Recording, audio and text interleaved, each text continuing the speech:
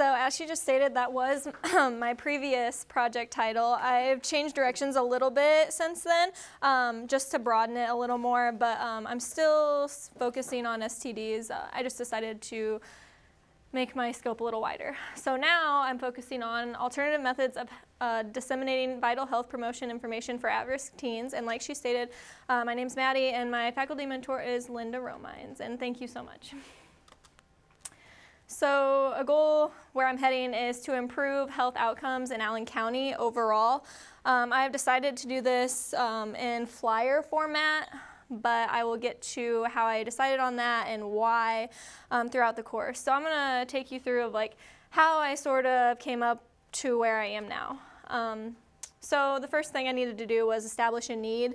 Anything that I would provide to anybody isn't going to be effective unless they need it. So I really wanted to make sure that Fort Wayne had a problem that I was solving, and I wasn't just making up problems for Fort Wayne and solving something that didn't need solved. And I am a nursing student, and I've taken nursing courses at IPFW, and this is where I first learned of key areas where teens especially are at risk. Nursing, we do a lot of health promotion, and in that we talk a lot about STIs or STDs as the general public considers them, depression and suicide and alcohol misuse. And so I decided I wanted to promote awareness and really hone in on that health promotion that we see so much of in healthcare. I started with STDs. And why did I want to do STDs? Because they're a problem in Allen County specifically, as well as all over the United States. So why do you care about STDs? They're not a thing that a lot of people want to talk about, but they do have lasting impacts on your life. Specifically chlamydia, for example. So chlamydia is often asymptomatic, which means you don't see any symptoms of it. You don't get like a rash or anything. So a lot of people don't know they have it unless they go to get tested and they are engaging in risky behavior. But chlamydia has the potential to damage the female reproductive system. And what that means is you could get scarring on well, the female reproductive system, the uterus, and so forth. And you can end up with pelvic inflammatory disease. That disease is basically scar tissue formed all around all your female organs. And what that scar tissue does is it makes it really hard for an embryo to implant. So even though you may be a teenager right now and thinking, hey, that's no big deal, when you want to have children, it could be a really big problem for you. You could be infertile because, not infertile, well, the embryo could not implant because of all the scar tissue. It's not going to have a healthy site to implant. Or it could decide to implant in your fallopian tubes, which you're like, hey, at least it implanted somewhere. No, that's wrong. That can cause an ectopic pregnancy, and that is when your fallopian tube ruptures and it is life-threatening. So that's why you'd care about chlamydia.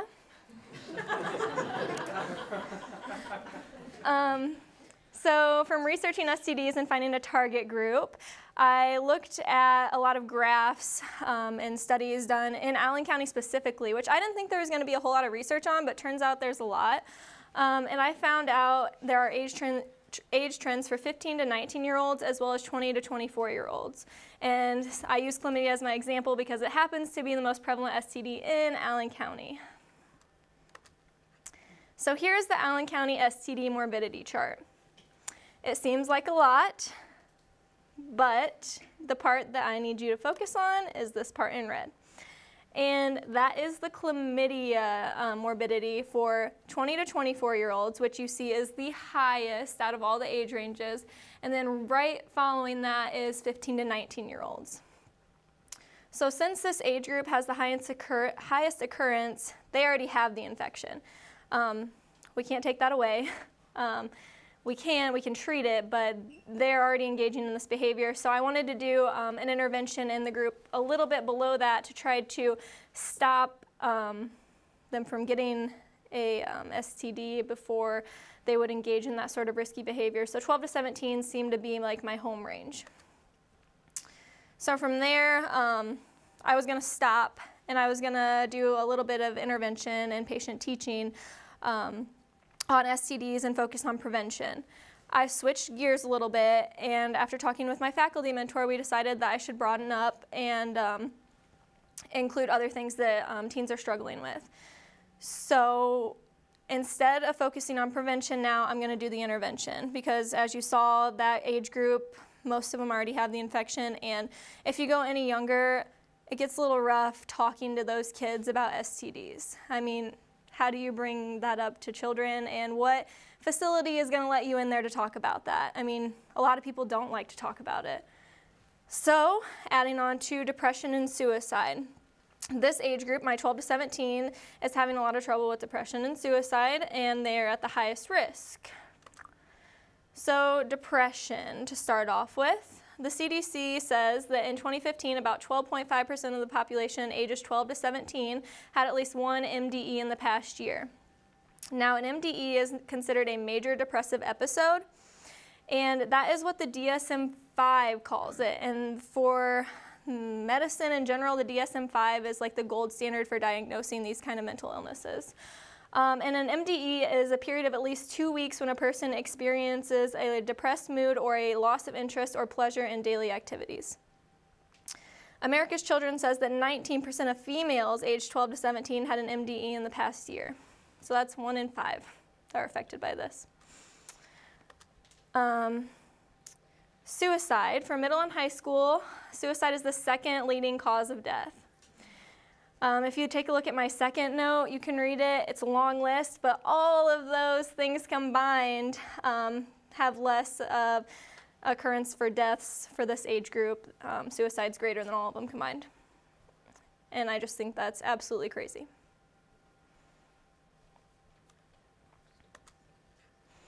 So why focus on alcohol misuse now?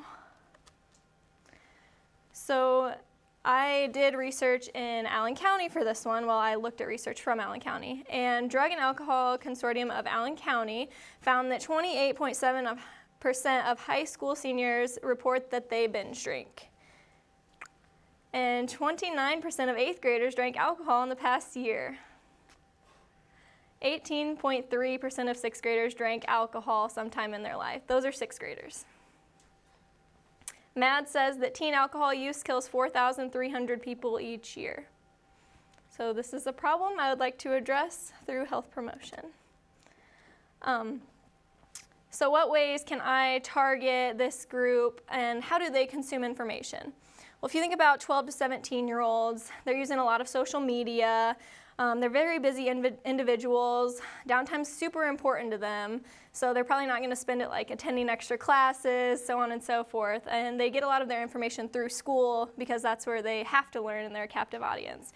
But social media is a little bit out of my scope of knowledge.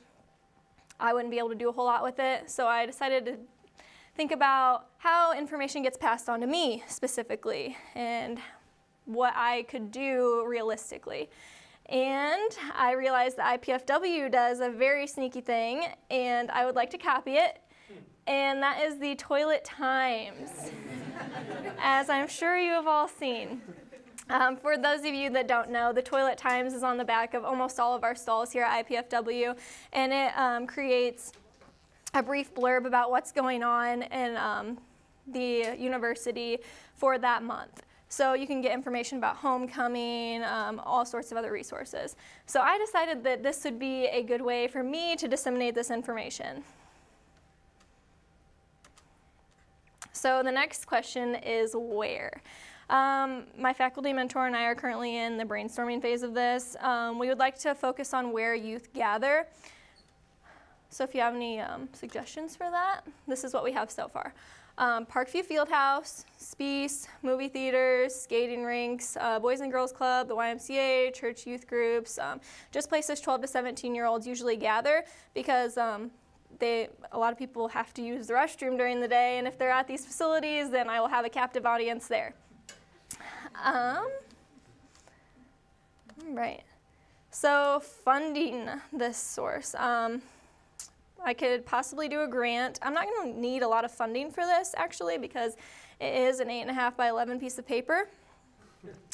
So I would just need to print the posters. Another thing we have talked about doing is hiring some nursing students, because we do have a community class in the nursing program, and they could potentially conduct outreach and help make this project a little larger by engaging in them and sort of outsourcing responsibilities such as contacting facilities, so on and so forth.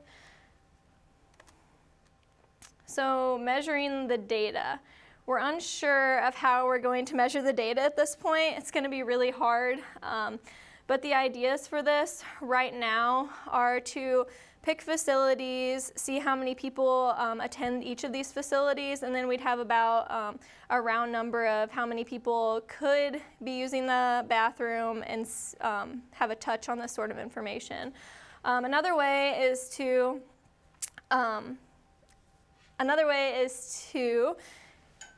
sample people that have just came out of the bathroom,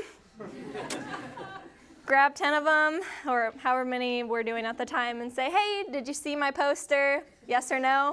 Hey, did you read it? Yes or no? And hey, did you learn anything from it? Challenges to finding this are locations, of course. So I'm not sure how many of these locations are going to work out. I'm trying to stay out of schools, because a lot of scholars in the past have had trouble getting into schools, and I am not sure that principals would want calls from parents saying, hey, there's STD information in the bathroom. I just don't know how easy that would be to get into schools. And the content, we're going to have to decide what content's going to be on each of the posters before probably contacting these facilities, because when I ask them to put something in their stalls, they're going to be like, well, what's on it? And I'm going to need to provide those details. And the details for that are, I'm going to have a heading about each of the three of them. So STDs at the top probably, and then alcohol and depression following. And then I'm going to have, like, if you have suffered with this in the past month, here are some resources with this. Maybe for the STDs, I'll include like what they can present as, like what you would be seeing if you have an STD. Here's a clinic you can go to for screening. Just basic information for outreach for these people to get help. So instead of prevention and like trying to teach them about how to avoid it, I'm going to focus on more of the intervention side and trying to get these people help, because as I said earlier, depression and suicide, they're already happening, and I want to lower the number instead of prevent it. And measurability, as I just talked about. So my next steps, as I just said, are zeroing in on the exact information I'm going to use, potentially recruiting additional help, grants, and then finding access to those locations. And here are my resources.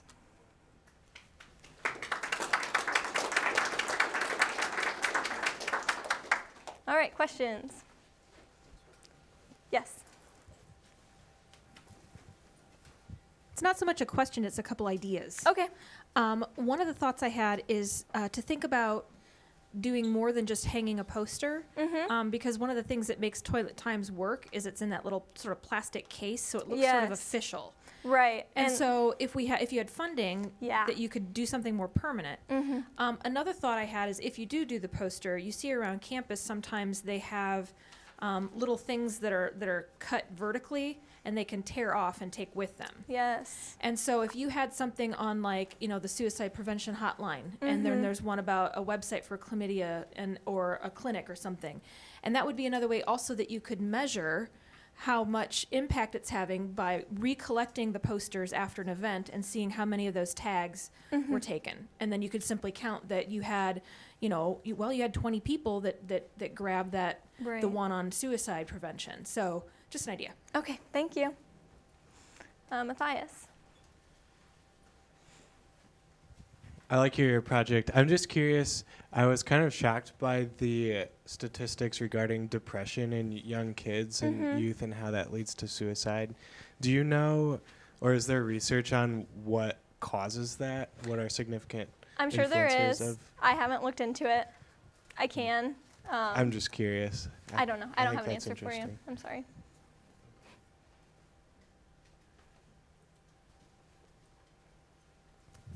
This is a really good idea. A lot of problems that you're aiming to tackle, so kudos for taking on so many different things. I was just wondering how you're going to make your posters more effective than the ones that sort of already exist. I feel like in high schools and stuff there, you see a lot of things that are like, don't do this, don't do that, but you like read them and move on. So what are some of your strategies that you'll invoke to hopefully get people to actually comply with what you're telling them? Instead of telling them like refrain from engaging activity, which would be more prevention, I'm trying to look more at like intervention and like saying you're struggling with this, here's a resource that can help you. So instead of just telling them no, no, no, don't do this, they're teenagers, they're not going to listen. If they're struggling with something, they might reach out for help.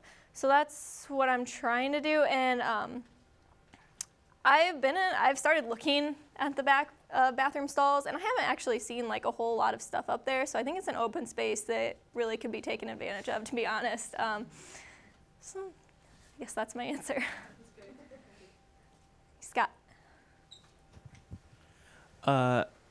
As has already been pointed out, you're covering a whole lot of different topics. Do you have an idea of how you're going to break down the distribution of this information? Like, if the idea is to share all of the information in a pretty compact and useful thing that you can read in a blurb, are you going to have, like, all of the topics on each flyer, or yes. Is there a... So the goal is to, like, trifold the paper sort of thing, but not really. So I'm going to have the top portion on STDs, the middle portion on depression, and then the final portion on alcohol.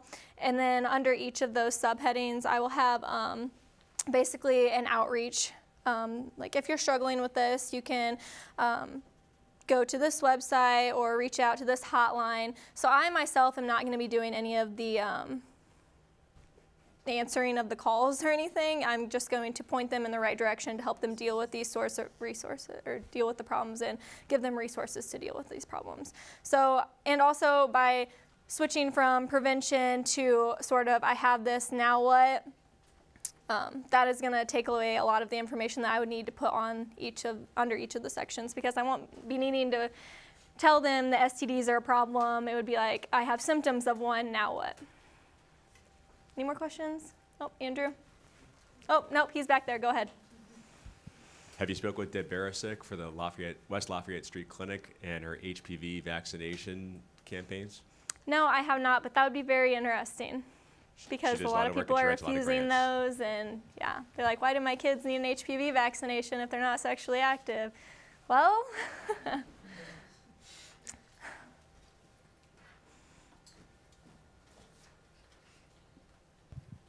So are you planning on targeting specifically like the female bathrooms? And if not, if you're planning on targeting, you know, both male and female, are you going to take a different approach for both of them, since that information might need to be presented differently? right, that's a good question. I haven't been in a lot of male bathrooms, so Really?